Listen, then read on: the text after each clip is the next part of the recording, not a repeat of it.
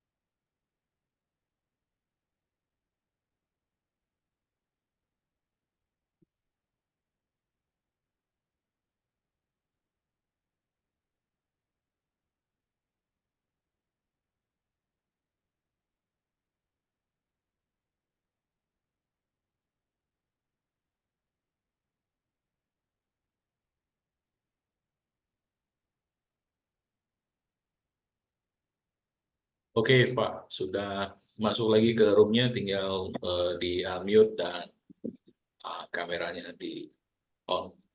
Seperti tadi kendala di koneksi ada di tempat saya atau di tempat Bapak juga ada. Ya, kadang uh,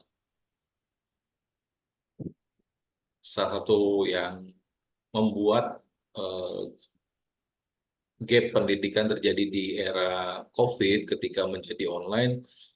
Kendala teknis juga memainkan peranan penting ya ketika kita lagi online class, lagi seru gitu ya, lagi bahas satu topik, tapi terputus. Itu juga terjadi dan kadang-kadang anak-anak kalau lagi males atau bosen itu menggunakan itu untuk alasan nggak mau join kelas karena saya koneksinya terputus atau Alasan electricity, betul. listriknya mati. Kalau listrik mati kan benar-benar nggak bisa, router nggak nyala dan lain-lain. Nah itu jadi Iya, salah iya, satu. iya. Hmm. Akhirnya ketika masuk ke offline, kelas ketika dari online kan nggak langsung ke offline ya, hybrid dulu. Hybrid itu setengah di rumah, setengah Iya, di iya. sekolah. Nah, setelah hybrid itu udah mulai peralihan dan ketika offline itu benar-benar banyak yang tertinggal karena ya nggak serius ketika belajar Ya. online-nya. Itu gap ya. Dan saya rasa hampir dihadapi hampir semua negara. Di Amerika pun guru-gurunya banyak yang lumayan stres dengan kelakuan anak-anak yang baru masuk ke offline itu, dan akhirnya mereka nggak tahan menjadi guru dan mengundurkan diri. Akhirnya ketika guru-guru di Amerika banyak yang mengundurkan diri, menyebabkan banyak peluang untuk guru-guru di Asia Tenggara untuk apply ke sana. Teman saya dari Filipina itu sekarang ngajar di Mississippi ya, uh, di Mississippi, dan Ya, ya bagus saya ya, Kak. dapat peluang. Jadi akhirnya dapat peluang. Saya tanya, bagaimana behaviornya, bagaimana? Wah, dia bilang parah sekali, tapi ya sudahlah. Uh, karena mengajar di negara maju kan membuat CV menjadi bagus juga ya. Jadi ya sudahlah. Dan, ya, jadi itu juga salah satu uh, tantangan ya. Oke. Hmm. Kemudian kadang-kadang Jadi kalau kalau kita lanjutkan aja, boleh Pak, tadi itu kan masalah kualitas sumber daya manusia kita gitu ya. ya Jadi kualitas sumber daya manusia Indonesia itu rendah dibanding dengan negara lain.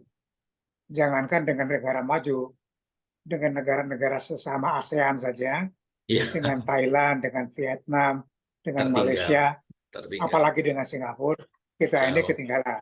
jauh, jauh. Faktornya itu ya pertama masalah pendidikan. Di samping masalah kualitas, juga masalah kuantitas. Di mana pada tahun 2022 ini, 30% penduduk Indonesia itu yang berpendidikan tinggi. Apakah itu diploma, apakah sarjana, dan di atasnya. Sekitar Sisanya 70% di bawah itu itu. adalah pendidikan dasar dan menengah. Itu dari segi pendidikan. Yang kedua, dari segi keterampilan juga kita ini masih tergolong rendah. Yang bergerak di bidang usaha formal itu hanya sekitar 35%. Ya, 65% itu bekerja di sektor informal.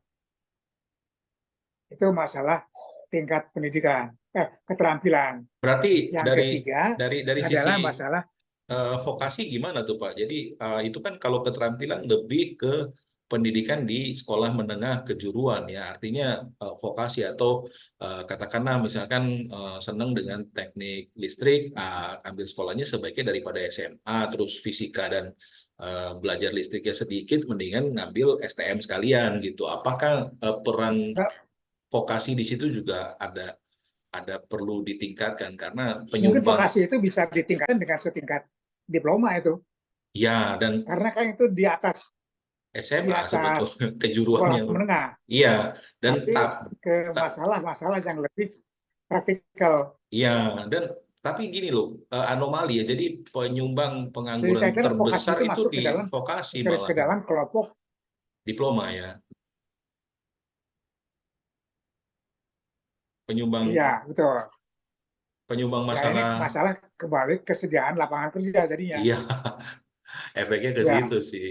Padahal untuk lulusan-lulusan SMK itu boleh dibilang gitu. secara Jadi kayak ayam kompetensi sama telur baik. ini, mana, mana dulu gitu ya. Mana ya, udah kendala klasik ya masalahnya. Ya, jadi Iya, iya. memang memang Betul, betul, SMK itu betul. dipandang sebelah Betul. mata oleh SMA, tetapi Iya, secara keahlian spesifik anak SMA tuh harus kuliah dulu baru bisa spesifik bisa ahlinya apa gitu ya. Tapi kalau di SMK kan tanpa kuliah pun nah, dia betul, udah betul. udah Ya udah memang pengarahannya mungkin berbeda lah itu. ya gitu. Dari Jadi vokasi kemana, dari perguruan tinggi ini juga begitu lulus itu harus siap kerja. Seperti ya dengan program Kampus Merdeka sekarang. ya Hmm. Jadi kira-kira itulah quality sumber daya manusia kita. Dan kualitas sumber daya manusia ini juga berpengaruh juga pada masalah peningkatan kemiskinan. ya Kemudian juga berdaya saingnya yang kurang. Ya sudah jelas kita akan tertinggal dari negara-negara yang lain. Jadi itulah kira-kira eh, kondisi sumber daya manusia kita gitu ya. Nah, sekarang ini untuk meningkatkan sumber daya manusia itu eh, bukan hanya kepada masalah sistem pendidikan, tapi seperti pernah dicanangkan oleh pemerintah, itu harus memperhatikan kepada kualitas manusianya, ya yaitu sejak usia di dalam kandungan, nutrisinya dengan gizi yang bagus, dengan ya tingkat kesehatan yang bagus, di mana kita ini angka stuntingnya itu kan tinggi juga tinggi. ya Demikian juga gizinya rendah. Jadi ya masalah gizi, masalah masalah bagaimana uh, usia dalam kandungan itu menentukan kepada kualitas manusia yang dilahirkan. betul betul. Walaupun sistemnya baik, kalau kualitas manusianya kurang baik kan Ya, tidak ketemu menjadi juga. manusia-manusia yang Ya, kurang cerdas. tidak akan ketemu juga. Jadi pendekatannya sebetulnya itu, dan itu kan ya kita tidak perlu melihat itu secara detail, tapi paling tidak itu yang harus diperhatikan, bahwa masalah pendidikan itu bukan masalah sistem pendidikannya, masalah jumlah sekolah, masalah kualitas guru, tapi kualitas Sebelum manusianya. sebelum sebelum masuk Nah, usia sehingga sekolah malah ya, ya. saya terpaksa ngambil apa yang disampaikan Gibran kemarin ya, bahwa untuk mencapai Indonesia Emas perlu menyiapkan manusia-manusia emas. Nah itu. Bagaimana Nah menuju ke mungkin sana itu kan kita singkat saja membahas lain itu. lagi. Yang berikutnya adalah kepada masalah, betul-betul itu mungkin masalah kesehatan, masalah Ya, banyak faktor. gizi gitu ya, dan sebagainya lah. Itu Ya, mungkin tidak kita membahas secara detail, tapi paling tidak itu akan menentukan. ya, Ya, itu itu akan panjang dari mulai pranikah sampai dalam kandungan dan sebagainya ya. lah. Efeknya ke Nah, kita masuk ke demografi dalam juga. masalah sistem pendidikan. Ya, Betul, nantinya akan ke demografi juga ya. Nah, di sini masalah pendidikan itu sebetulnya sekarang ini kan kalau tadi melihat ke Korea, di mana sistem pendidikan yang baik. Nah, di mana pendidikan ini diarahkan kepada bahwa hasil pendidikan ini siap untuk mengisi lapangan kerja. Ya. Sebetulnya dengan Merdeka Belajar sekarang ini sudah mencoba merubah dari knowledge base menjadi kompeten base, Skill base ya, skill di base mana menjadi ukurannya bukanlah UN, ya, tapi ukurannya adalah PISA score. ya. Ini sebagai fondasi yang baik.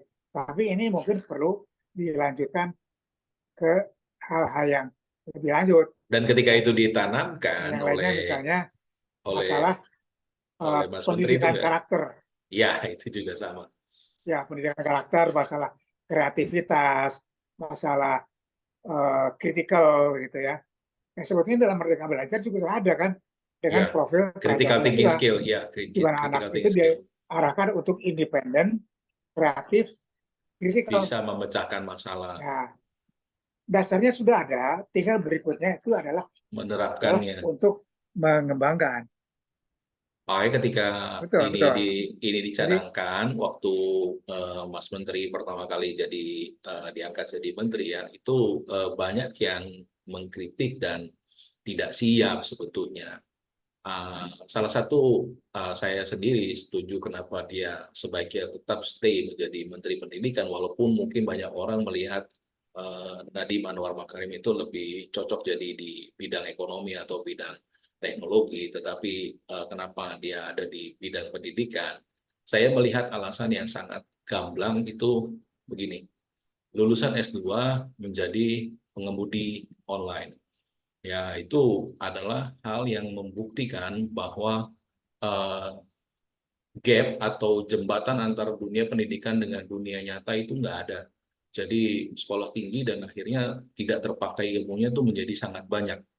Nah, itu diselesaikan, salah satu solusi yang diselesaikan membuat aplikasi online dan banyak yang ya, terserap tenaga kerja ke sana. Nah, melihat itu mungkin Pak Presiden melihat, kamu memukul dunia pendidikan tepat di muka ya. Kalau begini ngapain sekolah tinggi-tinggi itu akhirnya ujung-ujung jadi pengemudi online. Walaupun itu profesi yang terhormat ya, cari uang secara halal. Tapi kan akhirnya ilmunya tidak terpakai, makanya dia dipanggil untuk ayo benerin dari dalam daripada kamu benerin uh, sistem dari luar. Jadi dipanggil untuk menjadi menteri. Bahkan banyak profesor yang meragukan kapabilitasnya. Hei, saya kenal dengan bapaknya Nadiem Anwar Makarim, itu Pak Nono Anwar Makarim. Itu saya kenal ketika dia masih kecil. Ini nggak cocok jadi menteri pendidikan. Banyak yang teriak begitu. Tetapi menurut pendapat saya sendiri, ya ini orang yang amat cocok di dunia pendidikan karena dia mengubah dan memperbaiki kesalahan sistem pendidikan yang sudah amat mendasar dan membuat Indonesia tertinggal sangat jauh dari negara-negara, nggak usah jauh-jauh, sama negara-negara tetangga sendiri juga sudah sangat-sangat tertinggal jauh. Jadi ya apa yang dibawa oleh Mas Menteri ini sebenarnya cukup cukup baik ya. Cuman banyak orang yang tidak siap sehingga akhirnya berbalik untuk, ini anak bangsa yang berprestasi tetapi tidak cocok di pendidikan. betul. Tapi Ya, menurut saya ya. itu sangat sangat sangat cocok. Jadi mudah-mudahan kalau memang nanti ada kabinet berikutnya ya Mas Menteri ini tetap jadi Menteri Pendidikan karena orang yang tepat sebetulnya di posisi Ya, itu. ya, ya. Ya, Kira-kira ya sepertinya sedikit terputus ya, Pak. betul, betul. Jadi memang banyak reaksi terhadap konsep Merdeka Belajar ini. Ya, Dari mulai Mas Menteri itu bukan ahli pendidikan gitu ya. iya. Kedengaran Bagus. nggak? Kedengeran Pak, kedengeran. Ya, dari bukan orang di pendidikan kok ditaruh di pendidikan, dibilang ini dunia pendidikan bukan Gojek gitu kan, tapi ya justru dengan diciptakan Gojek itu kan hal yang membuat dunia pendidikan itu, kamu tidak dalam kondisi baik-baik Kedengaran? saja. Kedengaran Pak? Kedengaran? Kedengaran. Justru dengan Jadi diciptakannya Gojek itu betul, betul. membuktikan bahwa dunia pendidikan itu tidak dalam kondisi baik-baik saja, bangunlah dari Betul. ketertinggalan gitu. ya banyak reaksi ya dari ketika konsep Indonesia Merdeka Belajar itu Betul. dicanangkan.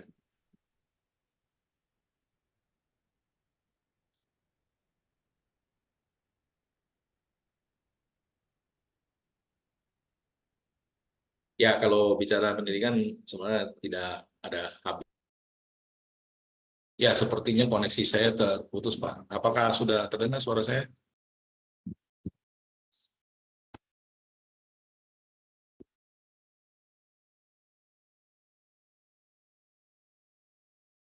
Ya sudah terdengar Pak. Ya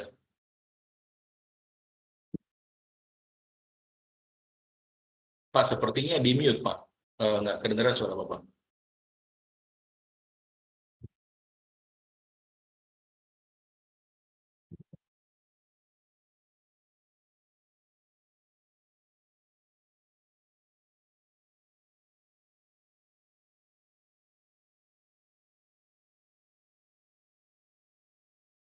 Halo